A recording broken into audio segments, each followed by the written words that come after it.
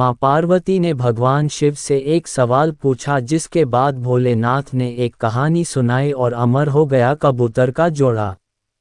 अमरनाथ धाम हिंदू श्रद्धालुओं के लिए बहुत महत्व रखता है। जम्मू कश्मीर की वादियों में स्थित अमरनाथ धाम जाने के लिए भगवान शिव के भक्त साल भी इंतजार करते हैं। चार धाम की तरह भक्तगण इस पूजनीय यात्रा को जीवन में एक बार करने की इच्छा अवश्य रखते हैं। अमरनाथ यात्रा के बारे में कहा जाता है कि यहाँ भोले की मर्जी के बिना भक्त नहीं पहुँच पाते हैं। जिसे भगवान शिव बुलाना चाहते हैं वही उनका दर्शन कर पाते हैं। अमरनाथ यात्रा हर साल जून जुलाई के महीने में शुरू होती है और इस साल भी यह यात्रा शुरू हो चुकी है। अमरनाथ की यात्रा बेहद रोमांचक है क्योंकि यह यात्रा धरती पर स्वर्ग के जैसी है। हिमालय की गोदी में स्थित अमरनाथ हिंदुओं का सबसे ज़्यादा आस्था वाला पवित्र तीर्थस्थल है। अमरनाथ की खासियत पवित्र गुफा में बर्फ से शिवलिंग का बनना है। प्राकृतिक हिम से बनने के कारण ही इसे हिमानी शिवलिंग या बर्फानी बाबा भी कहा जाता है। अमरनाथ हिंदी के दो शब्द अमर अर्थात अनश्वर और नाथ अर्थात भगवान को जोड़ने से बनता है।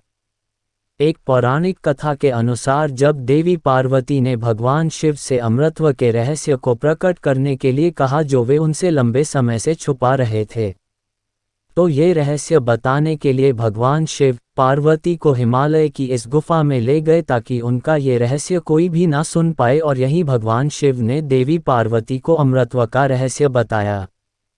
पुराणों में वर्णित है कि एक बार माता पार्वती ने भगवान शिव से पूछा, आप अजर अमर हैं और मुझे हर जन्म के बाद नए स्वरूप में आकर फिर से वर्षों की कठोर तपस्या के बाद आपको प्राप्त करना होता है। मेरी इतनी कठोर परीक्षा क्यों? और आपके कंठ में पड़ी यह नरमुंड माला तथा आपके अमर होने का रहस्य क्या है? भगवान शिव ने माता पार्वती से एकांत और गुप्त स्थान पर अमर कथा सुनने को कहा, जिससे कि अमर कथा कोई अन्य जीव ना सुन पाए, क्योंकि जो कोई भी इस अमर कथा को सुन लेता है वह अमर हो जाता।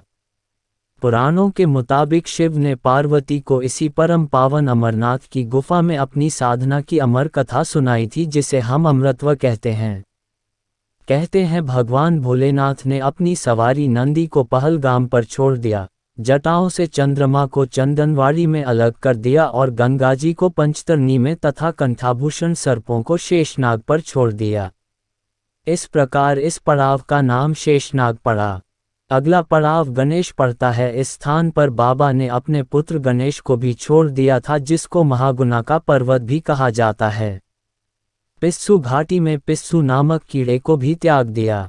इस प्रकार महादेव ने जीवनदायिनी पांचों तत्वों को भी अपने से अलग कर दिया।